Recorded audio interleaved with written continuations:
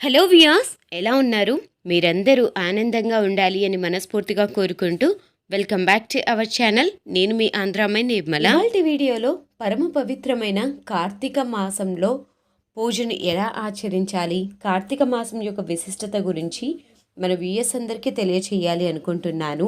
శరదృతువు ఉత్తర భాగంలో వచ్చే కార్తీక మాసం నెల రోజులు పర్వదినాలే. కార్తీక మాసం మహత్యానికి మొదటిగా వశిష్ఠ మహర్షి జనక మహారాజు వివరించగా సౌనకాది మునులతో సుతుడై మరింత వివరంగా చెప్పాడు. కార్తీక మాసంలో అర్చనలు, అభిషేకాలతో పాటు స్నానదానాంతులు కూడా అత్యంత విశిష్టమైనవే. నదీ స్నానం, ఉపవాసం, దీపారాధన, దీపదానం ఇవి అన్నీ చేయటం వల్ల చాలా మంచి ఫలితాలు కలుగుతాయి. కార్తీక మాసంలో శ్రీ మహావిష్ణువు చెరువులలో, దిగుడు బావులలో, పిల్ల కాలువల్లోనూ నివసిస్తాడు. అందుకే ఈ మాసంలో నదులలోనూ బావిలోనూ స్నానం చేయటం చాలా మంచిది. కుదరని పక్షంలో సూర్యోదయానికి ముందే మనం స్నానం చేసే నీటిలోనే గంగా, యమున, గోదావరి, కృష్ణ, కావేరి, నర్మద, తపతి, సింధు మొదలైన నదులన్నిటినీ నీరు ఉన్నాయని భావించి స్నానాన్ని ఆచరించాలి. జ్యోతిష్య శాస్త్రం ప్రకారం కృతికా నక్షత్రం పౌర్ణమి రోజు ఉంటే అది కార్తీక మాసంగా పిలువబడుతుంది. నీటి మీద మానవుల మనసు మీద చంద్రుని ప్రభావం అధికంగా ఉంటుంది. చంద్రుడు ఈ మాసంలో చాలా శక్తివంతంగా ఉంటాడు. అందుకే ఈ కార్తీక మాసాన్ని కౌముది మాసం అని కూడా అంటారు. చంద్రకిరణాలు ఔషధాలతో రాత్రంతా ఉన్న నీటిలో ఉదయం స్నానం చేయటం వల్ల అనారోగ్య సమస్యలు దరిచేరవు. శరీరంలో ప్రవహిస్తున్న ఉష్ణ శక్తిని బయటకు పంపడమే స్నానం ప్రధాన ఉద్దేశం. మన శరీరం ఉష్ణశక్తిని కేంద్రంగా ఉంటుంది. ఎప్పటికప్పుడు ఉష్ణశక్తి ఉత్పత్తి అవుతూ బయటకు పోతూ ఉంటుంది. అలా ఎప్పటికప్పుడు ఉష్ణశక్తి బయటికి పోతేనే ఉత్సాహంగా ఉంటాము. ఈ ప్రక్రియను ఎలక్ట్రోమాగ్నెటిక్ యాక్టివిటీ అంటారు. ఇన్ని ప్రయోజనాలు ఉన్నాయి కాబట్టి అప్పట్లో ఆధ్యాత్మికం దేవుడు భక్తి పేరు చెప్పి కార్తీక నెల రోజులు బ్రహ్మముహూర్తంలో స్నానాలు చేయమనేవారు. ఈ నెల రోజులు ఆ చల్లదనాన్ని తట్టుకోగలిగితే సంపూర్ణ ఆరోగ్యంగా ఉన్నట్టే. మరి స్నానం అనేది శరీర శుభ్రత కోసం, ఆరోగ్యాన్ని కాపాడుకోవటంలో ఇదో భాగం. అయితే నిత్యం చేసే స్నానం వేరు, కార్తీక మాసంలో చేసే స్నానం వేరంటారు మన పెద్దలు. ఏడాది మొత్తంలో పండగలు, పూజలు, పునస్కారాలు ఎన్నో చేస్తాం. వినాయక చవితి, దసరా, నవరాత్రులు, సంక్రాంతి 3 రోజులు ఇలా జరుపుకుంటాం. కానీ కార్తీక మాసం నెల రోజులు ప్రత్యేకమే. మరీ ముఖ్యంగా శివకేశవులకు అత్యంత ప్రీతికరమైన మాసం ఇది. అయితే దైవభక్తి మాత్రమే కాదు, ఈ నెలలో ఆచరించే ప్రతి క్రియ వెనుక ఆరోగ్య రహస్యం దాగి ఉంది. ముఖ్యంగా కార్తీక స్నానం ఆరోగ్యానికి ఎంతో మేలు చేస్తుంది. సూర్యుడు ఉదయించక ముందే నక్షత్రాలు ఇంకా అక్కడక్కడ మినుక్కు మంటుండగానే కార్తీక మాసంలో నదీ స్నానం ఆచరించాలని చెబుతారు. ఏడాది మొత్తం ఇలా చేయడానికి కార్తీకం నెల రోజులు సూర్యోదయానికి ముందే స్నానం చేయటానికి ఒక విశేషం ఉంది. ఆరోగ్య రక్షణ కోసం నెల రోజులు నియమం. సహజంగానే కార్తీక మాసం అంటే చలి పుంజుకునే సమయం. జ్యోతిష్య శాస్త్రం ప్రకారం ఈ మాసంలో సూర్యుడు తులారాశిలో ఉంటాడు. సూర్యునికి ఇది నీచ స్థానం. ఉష్ణోగ్రత తక్కువగా ఉండే ఈ మాసం మనిషి ఆరోగ్యంపై ప్రభావం చూపుతుంది. జీర్ణశక్తి తగ్గుతుంది, చురుకుదనం తగ్గుతుంది, బద్ధకం పెరుగుతుంది, శరీరంలో నొప్పులు ఎక్కువవుతాయి. నరాల బలహీనత ఉన్నవాళ్ళు చలికి ముడుచుకొని పడుకోవటం వల్ల ఇంకా పెరుగుతాయి. వీటన్నింటిని నుంచి ఉపశమనం పొందటానికి కార్తీక స్నానం ఆచరించాలి. ఆరోగ్య రక్షణ కోసమే ఈ నెల రోజులు ఈ నియమం పెట్టారు. మానసిక ఉల్లాసం కోసం కార్తీక స్నానం. కార్తీక మాసంలో తొందరగా నిద్ర లేవటం వల్ల సహజంగా వచ్చే రుగ్మతాల నుంచి కాపాడుకోవచ్చు.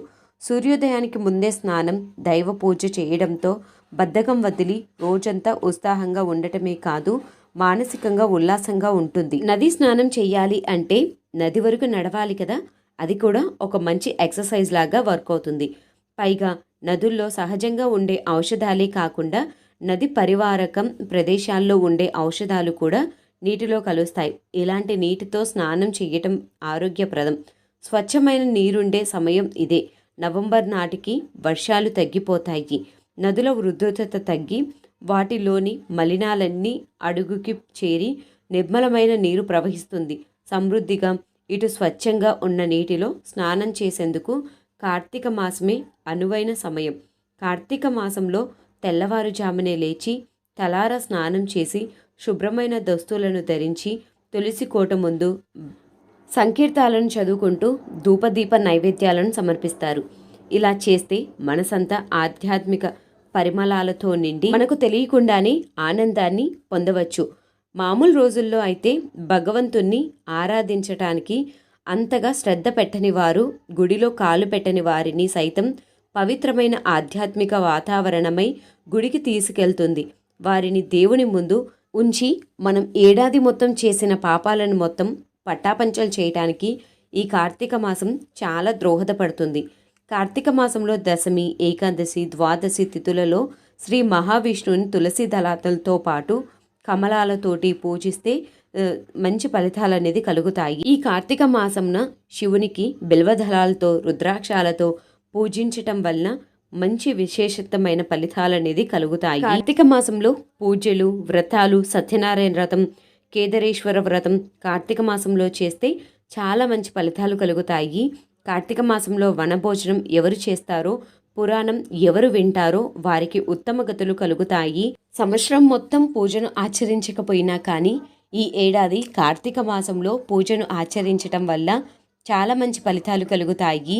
ఒకవేళ ఈ ఏడాదిలో పూజను ఎప్పుడైనా మనము ఆపిన ఎడల కార్తీక మాసంలో వచ్చే కార్తీక పౌర్ణమి రోజైనా కానీ నిత్యంగా ఉపవాసం ఉండి కార్తీక పౌర్ణమి రోజున 365 వత్తులు చేసి దీపారాధన చేసినా కానీ ఏడాది మొత్తము దీపారాధన చేసిన పుణ్య ఫలితం కలుగుతుంది.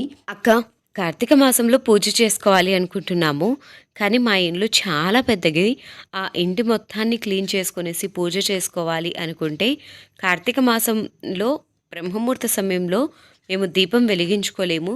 అలాంటి సమయంలో మేము ఏం చేయాలి అని అడిగే వారి కోసం అని చెప్పేసి ఈ ఒక క్వశ్చన్కు ఆన్సర్ చెప్తున్నాను. పూజ చేసుకోవాలి అనుకుంటే కార్తీక మాసంలో ముందు రోజు సాయంత్రం సమయంలోనే ఇండ్లు వాకిలి మొత్తాన్ని శుభ్రం చేసుకునేసి ఇంటి ముందు చక్కగా ముగ్గు పెట్టుకోవాలి. అలా ముగ్గు పెట్టుకునేసి ఉదయాన్నే లేచి స్నానాన్ని ఆచరించిన అనంతరము పూజ గదిని శుభ్రం చేసుకునేసి పూజను అనేది ఆచరించుకోవచ్చు. పూజను ఆచరించాలి, కార్తీక మాసంలో దీపం వెలిగించుకోవాలి అనే భక్తి భావన అనేది ముఖ్యము. ఆ భక్తి భావన మన చెంత ఉంటే ఎంతటి పూజ అయినా కానీ సునాయాసనంగా చేసుకోవచ్చు. బ్రహ్మముహూర్త సమయంలో కార్తీక మాసంలో ఆ దీపాలను వెలిగించుకునేసి ఆ దీపం వెలుగుల్లో ఆ దేవుని యొక్క స్మరణను వినుకుంటూ పూజను ఆచరించిన ఎడల 1 రోజు 2 రోజులు చేస్తే మీకే ఈ నెల మొత్తం చేయాలి అనిపిస్తుంది.